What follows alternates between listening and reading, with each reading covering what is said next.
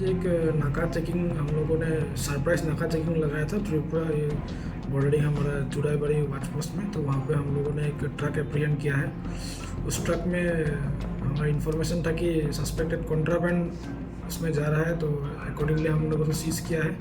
Truck को seize करने पे हम लोगों ने around 240 cartoons of suspected codeine phosphate cough syrup concealed between, मतलब आलू का पैकेट सैक्स के अंदर में उसको कंसील करके लेके जा रहा था।